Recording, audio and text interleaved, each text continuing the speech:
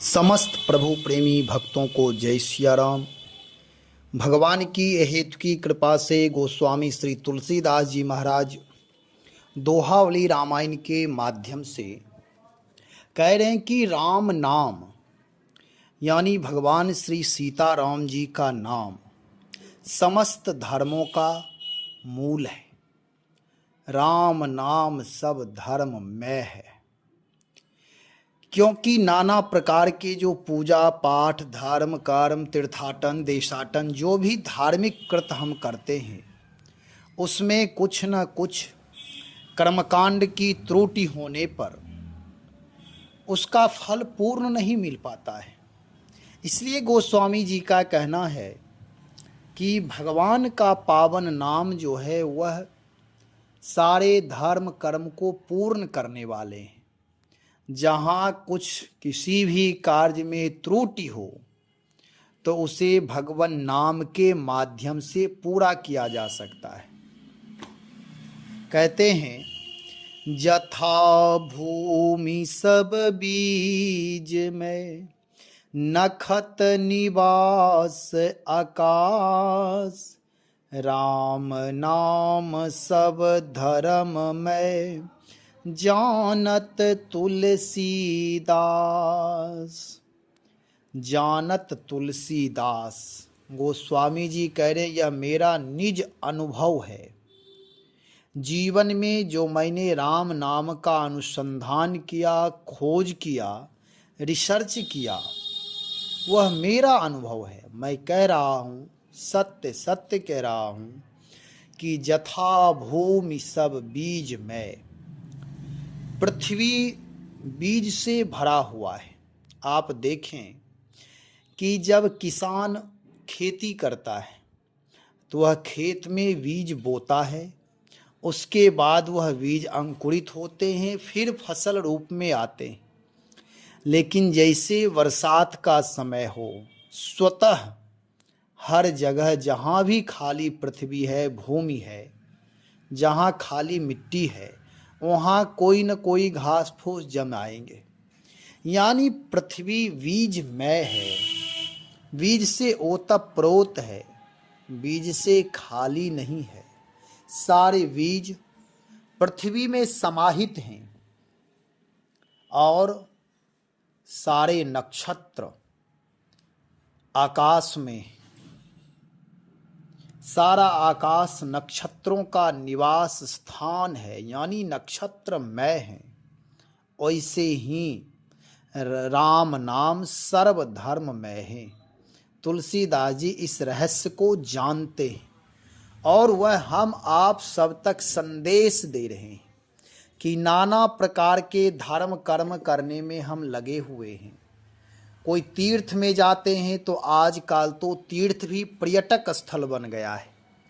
कोई तीर्थ में आकर पिकनिक मनाते हैं तो कोई हनीमून मनाते हैं। कोई मन को बहलाने के लिए आते हैं, कोई अपना धन वैभव प्रदर्शन करने के लिए आते हैं। कोई सामान्य लोग भी दूसरों के देखा देखी में आ जाते हैं कि चलो घूम आते हैं अयोध्या वृंदावन।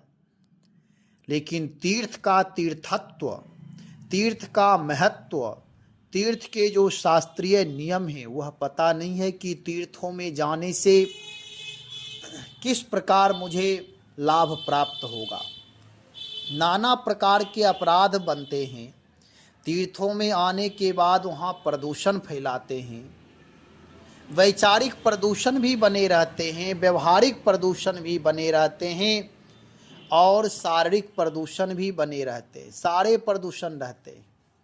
यदि आप प्लास्टिक लाते हैं, कोई भी तीर्थ यात्री तीर्थ करने आते हैं और मेला के नाम पर मैला यानी गंदगी फैला करके जाते हैं, स्वाभाविक है जहाँ हजारों लाखों अबोध लोग इकट्ठा होंगे वहाँ एकत्रीकरण का लाभ यही होगा कि गंदगी ही गंदगी, प्रदूषण ही प्रदूषण। इसलिए तीर्थों में जाने का पूर्ण लाभ प्राप्त नहीं होता है।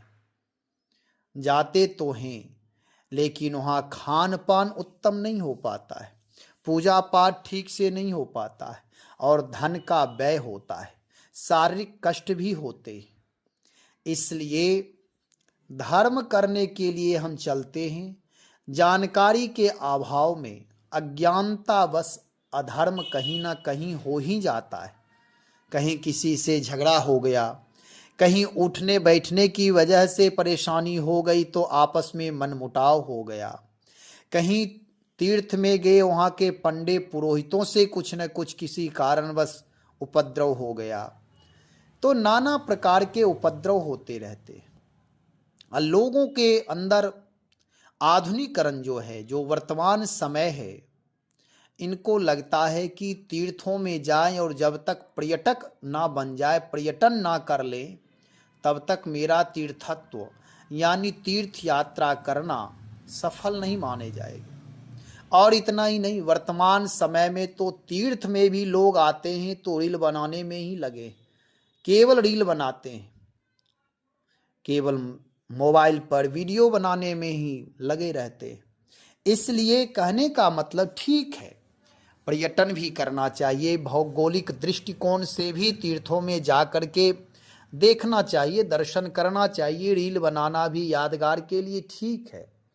लेकिन यहाँ गोस्वामी जी कह रहे हैं कि भैया और भी जो धर्म कर्म आप करेंगे, हो सकता है किन्हीं को तीर्थ संभव ही नहीं हो, बहुत दूर रहते हों, किन्हीं के पास धन का अभाव हो, तो ये सारी चीजें संभव सबके लिए नहीं है।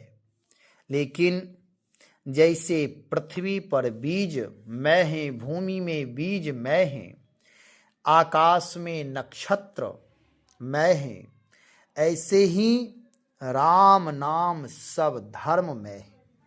यदि कोई अयोध्या, वृंदावन, प्रयाग नहीं जा पाए हैं तो कोई बात नहीं, मन में ग्लानि नहीं करना है। यदि नाम साधना आप घर में कर रहे हैं, जो जहाँ जिस स्थिति परिस्थिति में हैं, यदि नाम साधना कर रहे हैं, कर लेते हैं, तो आप सहज ही वह सब तीर्थों का लाभ प्राप्त कर लेंगे। और इतना ही नहीं, तीर्थों में जाने के बाद जो अपराध बनता है वह अपराध वज्रलेप की तरह हो जाता है।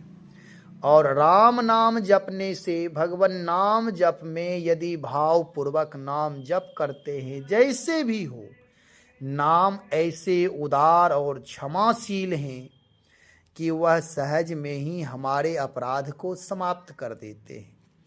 इसलिए भगवान नाम अहरनिश आप जप सकते हैं, उसमें किसी प्रकार कोई रोक टोक नहीं है। किसी भी वर्ण के हों, किसी भी परिस्थिति में हो, किसी भी जगह पर हो, आप जहाँ हैं, गृह कार्य का निर्वाह करते हुए, दैनिक दिनचर्या का निर्वाह करते हुए, भगवान नाम का जप भी हमारी दैनिक क्रिया में शामिल होनी चाहिए, नित्य नियमित होनी चाहिए।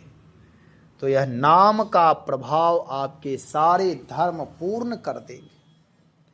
और जब राम नाम हम जप करेंगे तो नाम के प्रभाव से धर्म का वास्तविक स्वरूप भी बोध हो जाएगा। ऐसे तो लोगों को जब देखते हैं, कहा जाता है देखा देखी पुण्य, देखा देखी पाप। भाई वे जा रहे हैं तो मुझे भी जाना चाहिए, वे तीर्थाटन में गए हैं तो मुझे भी जाना चाहिए, ऐसा सोचते हैं कि एक दूसरे के सहयोगी मिल गए तब चलें। तो राम नाम का ऐसा प्रभाव है कि जो राम नाम साधना करते हैं उन्हें धर्म का, भक्ति का यथार्थ स्वरूप बोध प्राप्त होता है। यथार्थ जो रहस्य है, धर्म किसे कहते हैं, तत्व क्या है, तीर्थ क्या है, तीर्थों में कैसे जाना चाहिए, सारी चीज़ों का बोध हो जाता है। जो लोग तीर्थ नहीं आ सकते हैं, यदि आसपास तीर्थ है तो वहाँ जाकर वहाँ के तीर्थ निवासियों का, संतों का, भगवत भजन करने वालों का, प्रेमी भक्तों का दर्शन करें, देवालय का दर्शन करना, ये सारी चीज़ें उत्तम है। लेकिन जिन्हें तीर्थ सुलभ नहीं है उनके लिए तो सबसे सहज राम नाम ही है। राम नाम का सतत जप करें। गोस्वामी जी कहते हैं सारे धर्म कर्म तीर्थ जो भी क्रिया है सब आध्यात्मिक क्रियाएं पूर्ण हो जाएंगे। केवल तीर्थों में घूमते रहने से भी क्रियाएं पूर्ण नहीं होती है। राम नाम तो जपना ही पड़ेगा। इसलिए राम नाम जप में लगें, राम नाम का अनुसंधान करें, राम नाम से ही कामना करें। यदि किसी प्रकार कोई बुरी आदत है, यदि हम अपने दूषित संस्कार को काट नहीं पा रहे हैं तो नाम में लग जाए। नाम के प्रभाव से भगवान की अहेतु की कृपा होगी कि सारे दूषित संस्कार जो जादू टोना तंत्र मंत्र तीर्थाटन देशाटन शिक्षा दीक्षा से समाप्त नहीं हुए वह नाम के प्रभाव से समाप्त हो जाएंगे। नाम का ये अलौकिक चमत्कार है। इसके लिए एक काम करना होगा, नित्य नियमित कुछ दिन सतत राम नाम का जप करना होगा और इसमें विलंब ना करें, लग जाए।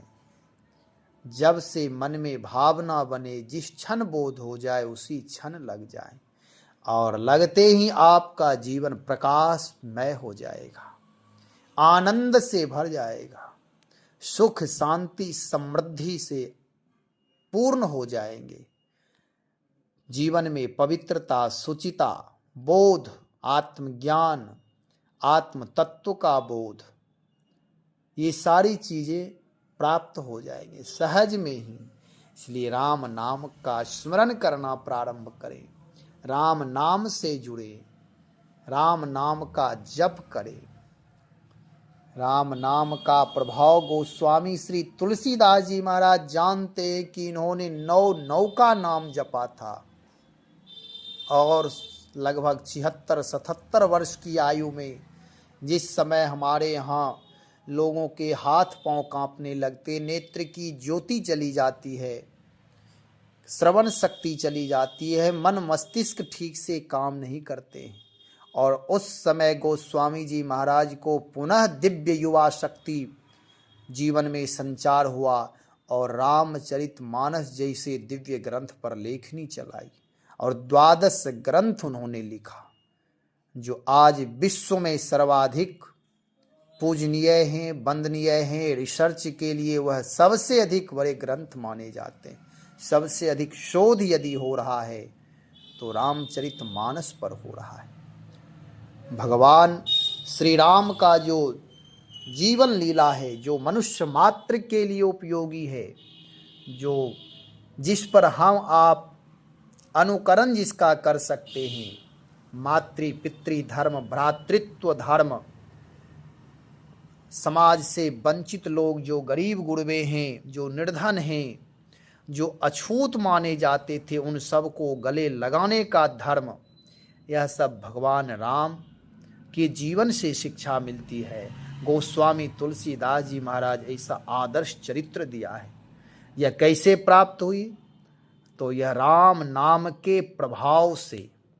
गोस्वामी जी कहते हैं राम नाम के रहस्य को मैं जानता हूँ, इसलिए हम आप तक भी वह चाहते हैं कि राम नाम से जीव जुड़ जाए, अलौकिक शक्ति परम पुरुषार्थ का जागरण हो जाएगा, अपने स्वरूप का बोध हो जाएगा। मुझे क्या करना चाहिए, मेरा परम कर्तव्य क्या है, मेरा अधिकार क्षेत्र क्या है। इसलिए अपने स्वरूप पर गर्व होगा कि मेरा परम धर्म यह है, स्वधर्म मेरा क्या है। तब राम नाम से जुड़े, राम नाम के प्रभाव से सारी शक्तियां जागृत हो जाएगी। राम नाम का सतत जप करें। जब सतत जप करेंगे तो नाम महाराज की सहज कृपा होगी। श्री राम जय जय राम, श्री राम जय जय राम।